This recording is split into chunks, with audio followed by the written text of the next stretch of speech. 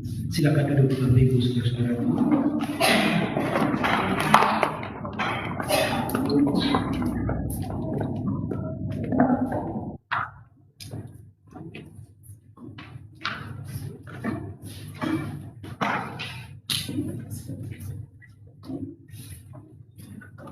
Shalom saudara-saudara. Kurang semangat ya. Shalom. Itu baru hidup. Ini adalah minggu pertama kita dalam ibadah, dan kiranya kita sudah menyusun jadwal-jadwal sepanjang 1 tahun. Saya berharap kita sudah punya rancangan untuk 1 tahun ini. Mungkin masih banyak yang bolong-bolong. Tapi paling tidak, kita sudah punya rancangan sepanjang tahun ini. Apakah itu rancangan mengenai cita-cita, rancangan mengenai keuangan, mimpi-mimpi, bahkan mungkin tugas-tugas kuliah. Ada juga yang mungkin memiliki rancangan, kira-kira 1 semester ini saya perlu buku apa, atau saya beli buku apa. Dan mungkin ada yang sedang mempersiapkan rancangan terobosan dalam pelayanan. Tapi, apakah semua rancangan itu sudah diserahkan kepada Tuhan? Kita harus menyerahkan semua rancangan kita kepada Tuhan. Dan firman Tuhan akan kita pelajari dalam Amsal 16 ayat 3. Amsal pasal 16 ayat 3 dengan judul serahkanlah perbuatanmu kepada Tuhan. Kata perbuatan yang dimaksud itu adalah pekerjaan atau aktivitas. Serahkanlah ke semua perbuatanmu kepada Tuhan. Kitab Amsal adalah kitab yang menarik. Biasanya kitab Amsal itu terdiri dari 2. Frasa A, frasa B. Ayat A, ayat B. Biasanya. Frasa pertama itu bicara tentang perintah, ajakan. Dan frasa kedua itu adalah alasan dari perintah atau ajakan. Kita akan baca bersama-sama Amsal 16 ayat 3. 2, 3. Serahkanlah perbuatanmu kepada Tuhan, maka terlaksana segala rencanamu. Serahkanlah perbuatanmu kepada Tuhan, maka terlaksana segala rencana. Kita bisa menggali ayat yang singkat ini. Mungkin tidak banyak jelaskan.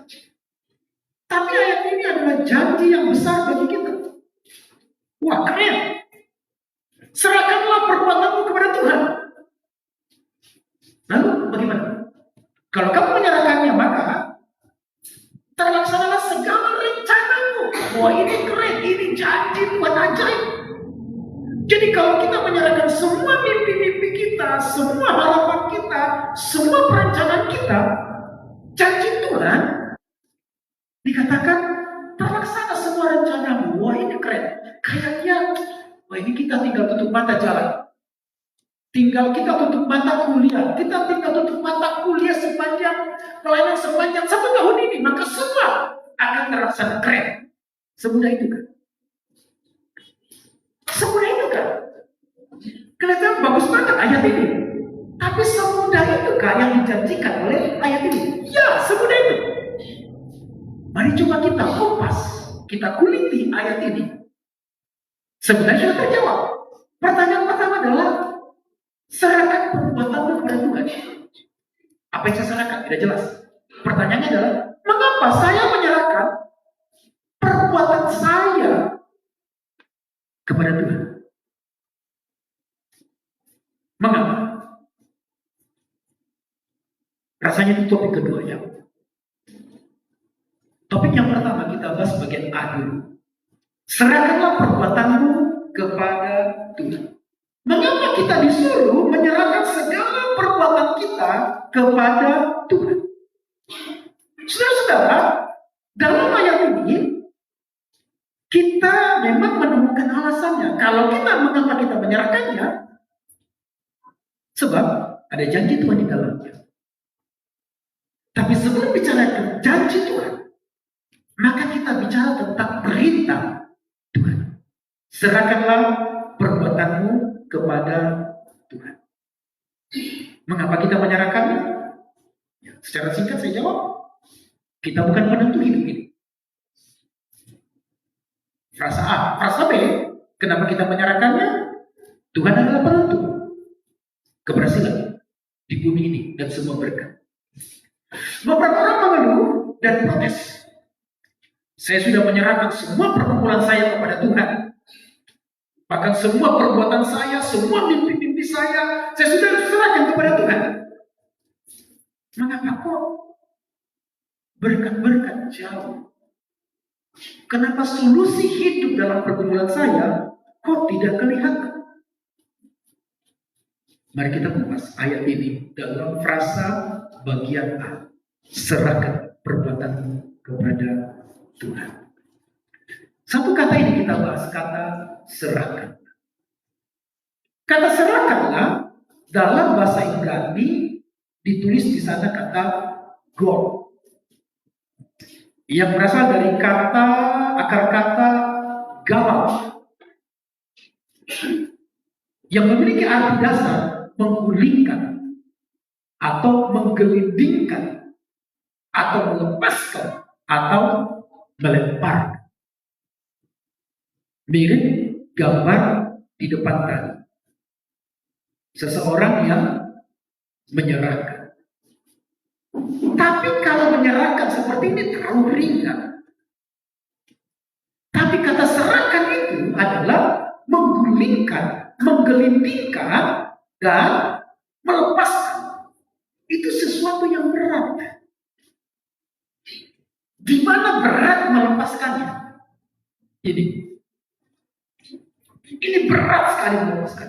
Saya sudah lepaskan, tapi ini gak bisa. Dalam doa, kami sudah doa puasa, tapi kita gak bisa. Karena ini yang sulit untuk dilepaskan.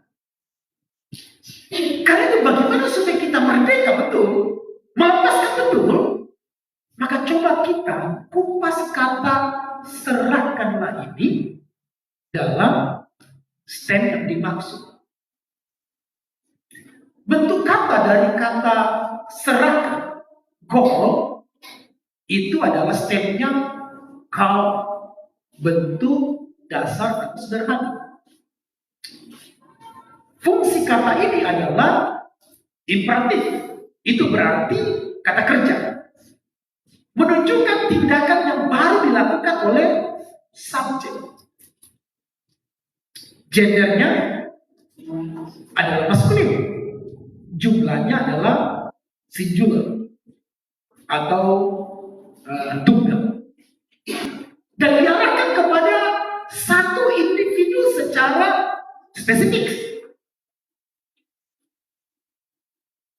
Maka arti literal dari kata serahkan itu menggulingkan, gulingkanlah, serahkanlah, atau sesuatu yang dengan cara harus digulingkan.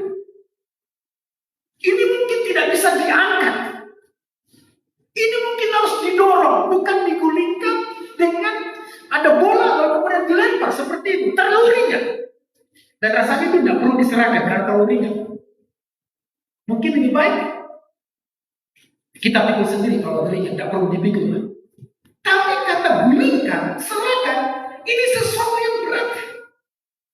Mimpi sepanjang tahun 2025 terlalu besar, terlalu berat. Mimpi kami 2025 terlalu berat, terlalu besar. Berkali-kali harus kita gulingkan, berkali-kali kita serahkan. Dan ini tidak cukup untuk dilempar, tapi didorong dengan sekuat tenaga. Oke, mari kita pelajari. kata serahkanlah. Supaya betul-betul frasa B terlaksana, maka semua perencanaan itu terlaksana, atau diterjemahkan diteguhkan semua perencanaan. Yang pertama, saudara-saudara, kata imperatif. Yang pertama, serahkanlah itu dalam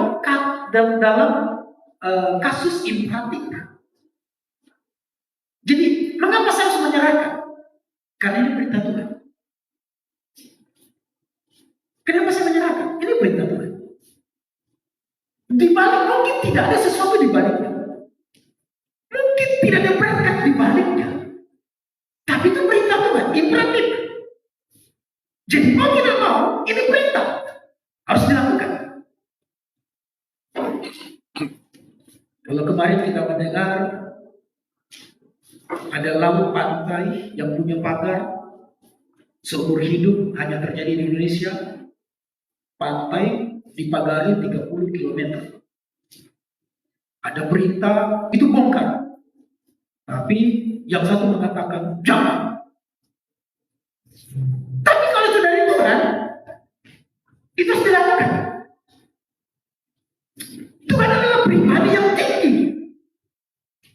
Maka dia tahu apa yang akan terjadi dalam hidup kita jikalau kita tidak menyerahkan semua. Untuk menyerahkan itu tidak perlu teriak kepada Tuhan, tidak perlu jauh-jauh, dia ada dekat dengan kita. Coba pikirkan begini, terlalu mudah sebenarnya untuk menyerahkan kepada Tuhan. Cukup berkata, Tuhan, saya setuju dengan Tuhan bahwa Tuhan tahu semua masalah, Tuhan tahu semua pergumulan, dan Tuhan tahu semua beban, bahkan semua mimpi tahun 2000.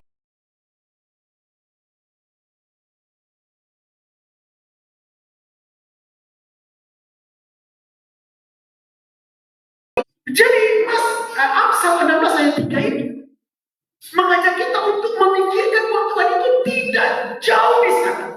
Dia dekat di sini dan kita setuju bahwa dia hadir di dekat kita. Dan kita tidak perlu dalam penyerahan butuh doa puasa berbulan-bulan yang panjang. Tidak perlu. Tidak perlu. Serahkanlah semua perbuatanmu kepada Tuhan Yahweh yang Maha Hadir. Dia ada di sini saat ini. Bahkan kalaupun kita berkumpul saat ini, dia tahu persis semua kelemahan kita. Dia hadir di sini. Dan kita tidak bisa berkata begitu, Tuhan, apakah kau tahu semua pergumulanku? Apakah kau tahu semua masalah? Dia Yahweh. Dia yang dulu ada, sekarang ada, yang akan datang tetap ada. Jadi ada alasan yang tepat mengapa Tuhan berkata, serahkanlah semua perbuatanmu, semua pergumulanmu, karena aku tahu apa yang kamu alami. Yang kedua, saudara-saudara, kata Tuhan itu bicara penentu masa. Penentu masa. Dulu dia ada, sekarang ada, dan yang akan datang tetap ada. Dia penentu masa. Besok kita tidak tahu. Tahun depan kita tidak tahu. Tuhan tahu, dia yang menentukan masa. Jadi mengapa kita menyerahkan ini? Karena dia Tuhan bukan hanya memerintahkan pribadi yang tertinggi, pribadi yang maha hadir, yang maha tahu, tapi dia juga penentu masa. Dia tahu persis masa-masa yang akan kita alami.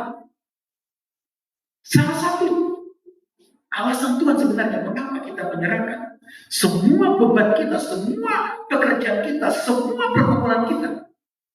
Karena Tuhan tidak mau kita sakit, stres. Tuhan mau memikul beban kita. Tuhan mau memikul semua beban, semua mimpi, semua rencana kita. Maka dikatakan, serahkanlah. Itu perintah dari pribadi yang maha tinggi. Kata kunci dari perintah ini adalah cuma satu, yaitu taati. Kadang-kadang saudara-saudara, ketika Tuhan memerintah, Tuhan tidak beri alasan.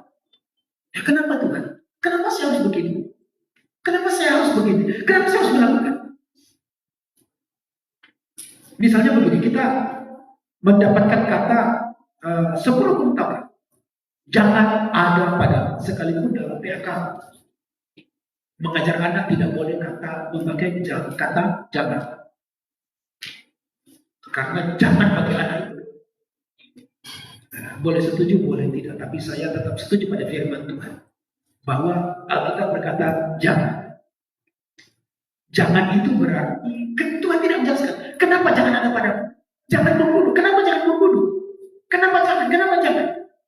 Ada alasan yang tidak diungkapkan oleh Tuhan. Dan Tuhan tidak harus mengungkapkan kenapa jangan atau kenapa saya memerintahkan ini. Tapi Tuhan mengungkapkan dalam Amsal 16 ayat 3 ini di frasa bagian kedua. Sebagai contoh adalah Abraham ketika Tuhan berkata kepada Abraham, persembahkan anak. Tuhan tidak mengungkapkan alasannya. Kenapa Tuhan minta supaya anak yang dijanjikan oleh Tuhan, anak yang diharapkan oleh Abraham, diminta oleh Tuhan untuk dijadikan korban bakaran untuk Tuhan. Tuhan tidak beritahu alasannya. Dan itu perintah. Itu perintah. Saudara-saudara, mungkin ada banyak hal yang kita tidak tahu. Kenapa saya di sini? Kenapa saya harus begini? Kenapa saya harus begini? Tapi itu perintah dan Tuhan sudah tahu. Salah satu alasannya adalah yang Tuhan tidak ungkapkan. Kalau kau pikul sendiri dan kalau kau tidak mau dilarang, kamu sakit. Kamu rugi. Kamu parah. Kamu hancur. Itu sebabnya kenapa dilarang. Itu sebabnya kenapa diperintahkan. Tapi lebih daripada itu, sebenarnya Tuhan mau beritahu, saya maha tahu. Saya maha hadir. Saya penentu masa. Dan yang saya mau dari ini cuma satu saja. Taat apa yang aku berikan. Ini yang paling sulit taat. Karena ini rasional. Ini logika. Dan ini memikirkan hal-hal yang baik menurut pikiran kita. Jadi mengapa beberapa orang protes, saya sudah begini, saya begini. Masalahnya betul-betul kita tidak taat pada perintah Tuhan. Masih ada hal-hal yang lain yang kita belum serahkan kepada Tuhan. Jadi yang pertama. Yang kedua, dari kata vokal. Yang kedua, serahkanlah itu berarti penyerahan itu harus bersifat tindakan yang aktif. Serahkanlah itu adalah tindakan yang aktif. Ini bukan tindakan yang pasif. Oke, saya sudah berserah kepada Tuhan. Ini tindakan yang aktif, di mana betul-betul ini aktif, ini yang harus berjuang aktif. Ini berjuang kadang-kadang harus memikirkan. Bahkan melawan rasional kita, atau rasional melawan rasional, atau rasional logika melawan logika iman. Saya tidak tahu kata logika iman, tapi saya suka menggunakan kata logika iman. Iman tidak punya logika, dan iman ini tidak selalu logika. Tapi saya berfirman, anggaplah kalau iman itu punya logika, maka logika berpikir dari iman itu berbeda jauh dari logika berpikir kita. Dan kita harus melawan itu berkali-kali, kita memperjuangkan berkali-kali. Sampai-sampai mungkin membuat kita sedih. Saya kan suka. Kenapa harus diminta? Saya kan suka. Kenapa harus dilarang? Ini tindakan aktif. Yang saya katakan tadi adalah tidak cukup saya melemparkan ini sesuatu yang ringan. Kalau hanya melemparkan kepada Tuhan, tapi saya harus membawanya. Karena itu terlalu berat bagiku. Saya harus menggelindingkannya, saya harus menggulingkannya. Tapi setelah itu saya berani melepaskannya. Dan ini secara aktif, berkali-kali secara aktif. Saudara-saudara, penyerahan adalah bersifat aktif. Maksudnya begini. Yang pertama, dibutuhkan sebuah kesadaran dari kita sendiri bahwa memang ini perintah. Kalau kita nggak sadar, banyak orang baca kitab tidak sadar. Apalagi kalau dia cuma perintah saja ya. Perintah 4 pasal, tidak sadar. Kita sadar bahwa ini bukan perintah dari Pak Ketua, tapi ini perintah dari Tuhan. Maka di japri atau tidak, dulu saya japri, jangankan balas, baca pun tidak. Saya tunggu centangnya, masih centang 2 warna hitam, tidak warna biru. Tapi kan sudah ada ilmu bagaimana supaya si pembaca, si penulis tidak tahu kalau saya sudah membaca. Masa kamu main rahasia sama saya? Lalu setelah 1 minggu, lalu dia bilang, maaf Pak, saya tidak baca. Lah kalau itu kita sudah ahli semua berbohong ya, sudah ahli. Dibutuhkan kesadaran bahwa ini perintah dari Tuhan. Kesadaran diri sendiri tidak perlu diingatkan sebenarnya, tidak perlu diingatkan. Saya tidak perlu diingatkan. Yang kedua adalah dibutuhkan keterlibatan kita sendiri di dalamnya. Kalau itu aktif, kita sadar ini. Kalau ini aktif, maka kita terlibat di dalamnya. Enggak pasif. Dan bukan orang lain yang ingatkan. Gimana? Sudah doa? Lupa. Gimana? Kita doa puasa? Lupa. Masa tiap minggu lupa? Yang ketiga adalah di dalamnya ada kondisi apapun itu aktif. Jadi situasi apapun aktif, bukan hanya pada waktu nyaman, bukan hanya pada waktu tenang.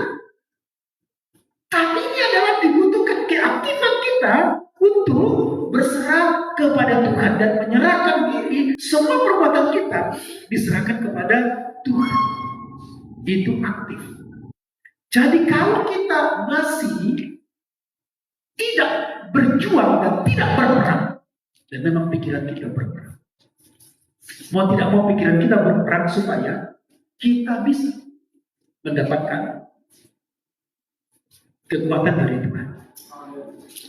Nah, ada kata yang sama ditulis dalam Mazmur 37 ayat 5. Serahkanlah hidupmu kepada Tuhan. Kata yang sama. Kata serahkan hidupmu itu bicara tentang sebuah gairah. Bukan hanya karena perintah yang wajib, tapi ini sebuah gairah, sebuah keinginan yang memang ingin menyerahkan kepada Tuhan. Bukan hanya karena di dalamnya ada berkat, tapi di dalamnya ada hubungan yang indah dengan Tuhan. Itu sebabnya kita berserah. Implikasi teologis dari makna yang kedua ini. Ini tindakan aktif dengan kesadaran penuh bahwa Tuhan adalah pihak yang mampu menangani segala sesuatu dengan sempurna. Maka kita akan memperjuangkan. Tindakan iman kita adalah penyerahan bukan sekedar formalitas rohani. Karena jadwal, karena memang kewajiban, tapi tindakan menunjukkan keyakinan penuh kepada Tuhan. Mengapa saya serahkan? Waktu kita menggelindingkan beban yang berat itu, kadang-kadang kita mungkin capek menggelindingkannya. Tapi mau tidak mau kita mengingat bahwa ini adalah sebuah keyakinan di hadapan Tuhan. Saya akan tiba di masanya di mana Tuhan akan mengangkat beban saya dan saya akan dipulihkan. Jangan sampai logika kita benar. Menunjukkan keyakinan yang penuh kepada Tuhan. Bagaimana bisa saya bisa mengampuni dia padahal dia sangat melukai? Keyakinan yang penuh kepada Tuhan. Bahwa kalau saya mengampuni, saya akan damai. Kalau saya mengampuni, saya diterima. Kalau saya mengampuni, tidak ada beban. Ada keyakinan yang penuh kepada Tuhan. Dan bukan hanya itu. Saya betul-betul mengalami kemerdekaan dalam mindset saya, dalam pikiran saya. Yang ketiga, kata sinjul, tadi kata imperatif. Yang kedua, kata kau sederhana, aktif. Dan yang ketiga adalah singular. Kata perintah yang ditujukan kepada seseorang. Penyerahan ini dilakukan oleh setiap pribadi. Serahkanlah. Jadi Tuhan menunjuk satu persatu kita. Dia tidak berkata, serahkanlah, kamu serahkanlah, bukan. Tapi satu persatu. Di firman ini ditunjukkan bukan kepada sekelompok jemaat. Firman ini tidak bersifat komunal. Firman ini ditujukan kepada satu orang pribadi lepas pribadi. Itu maksudnya, singular. Maksudnya begini. Kata go, kau imperatif maskulin singular, menunjukkan perintah kepada seseorang individu untuk secara aktif menyerahkan beban masalah kehidupannya kepada Tuhan dengan penuh iman. Ini melibatkan tindakan nyata yang didasarkan pada kepercayaan bahwa Tuhan adalah pribadi yang sanggup mengurus segala sesuatu yang diserahkan kepadanya. Jadi dari kata ini, dari kata untuk seseorang pribadi, ini menunjukkan bahwa kata kerja ini bukan menuntut. Saya butuh orang lain untuk sharing, Pak. Saya tidak menemukan semua teman yang selevel dengan rohani saya. Di asrama ini, di kampus ini, di gereja, saya tidak punya komunitas yang cocok. Semua rohaninya itu tidak beres. Jadi bagaimana saya bertumbuh? Ya sama juga kamu tidak beres. Saya tidak punya teman yang levelnya sama dengan saya. Mereka semua egois. Enggak, bukan mereka, bukan dia. Kamu yang baca firman. Jadi karena sudah baca firman ini ya, maka memang ditujukan kepada kita, kecuali yang belum baca.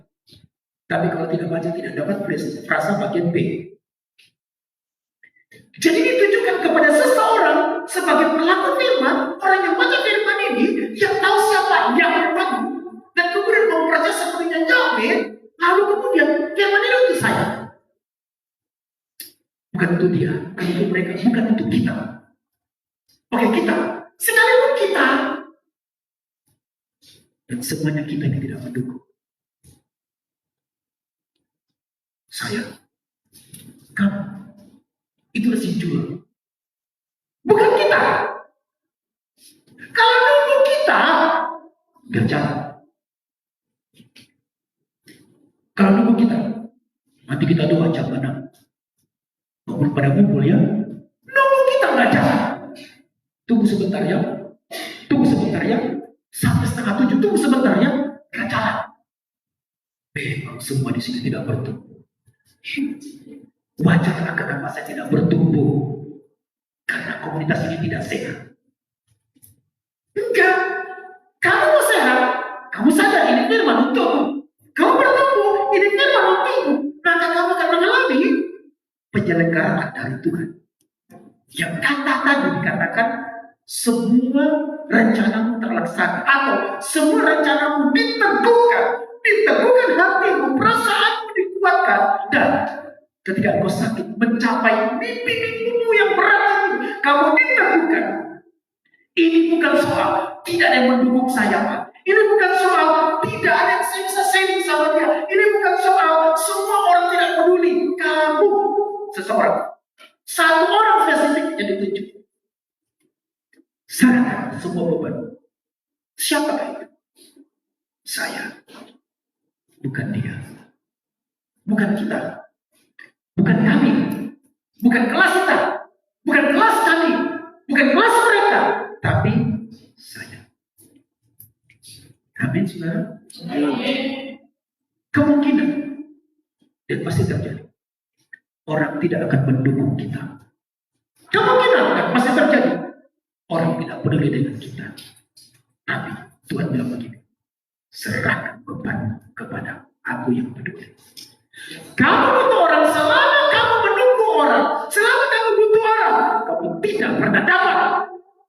Tapi sekarang saya butuh urusan dengan, bukankah selama ini kamu menunggu orang, kamu berurusan dengan orang, menyelesaikan, dan kamu tidak selesai, kamu marah, kamu stres, kamu terluka, kamu kecewa, karena kamu masih simpan beban.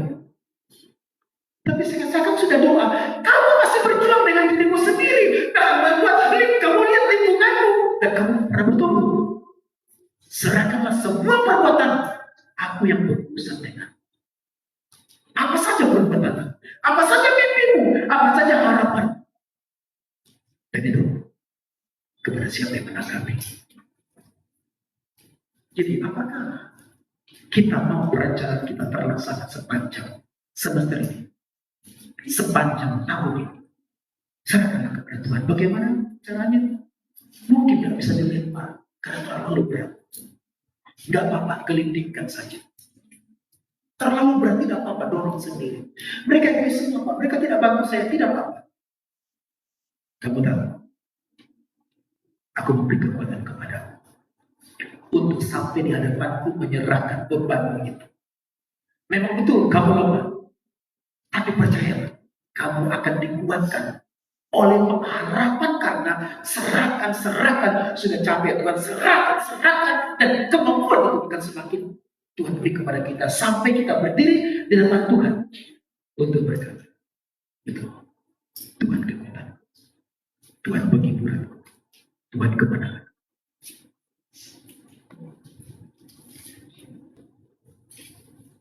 Kalau dulu kami kuliah, dulu ya, di sini ada teman yang lamar, kita tahu siapa yang lamar.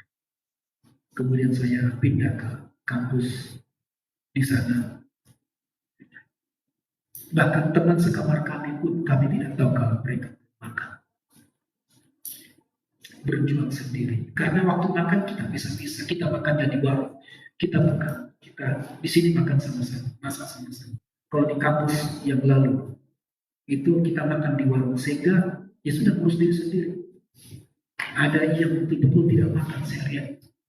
Dulu ada kakak tingkat yang duluan ke sana, kamu di sini pulang berangkat ke sana kuliah itu urus sekali.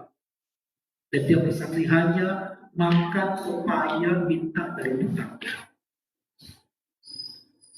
Tapi dia berhasil. Dia berhasil. Kenapa? Ada kekuatan yang Tuhan beri. Kekuatan dari mana? Mungkin gak ada berkat, mungkin gak ada uang. Jangan menyerah, gelindingkan saja. Jangan menyerah, gulingkan saja. Gulingkan sampai di depan Tuhan. Maka kita akan mendapatkan kekuatan dari Tuhan. Saudara-saudara, dibutuhkan perjuangan untuk menyerahkan itu. Perjuangan yang aktif, bukan pasif. Sekalipun mungkin menyakitkan, menyedihkan, seorang diri berjuang. Ya, mungkin. Tapi percayalah, aku yang berbicara kepadamu, kata Tuhan. Aku yang berurusan denganmu. Selamat mendapatkan kemenangan dari Tuhan. Selamat mendapatkan penghiburan dari Tuhan. Kata bijak untuk saudara pada hari ini. Ini saya ambil waktu sedang jalan-jalan di Pantai Malang. Sekitar 6:30. Seperti matahari akan terbit, demikianlah kepastian mereka. Kebaikan dan pembenaran Tuhan yang maha baik dalam hidup kita di tahun 2025. Pak Timakan menutup kita dalam doa dan memberkati kita.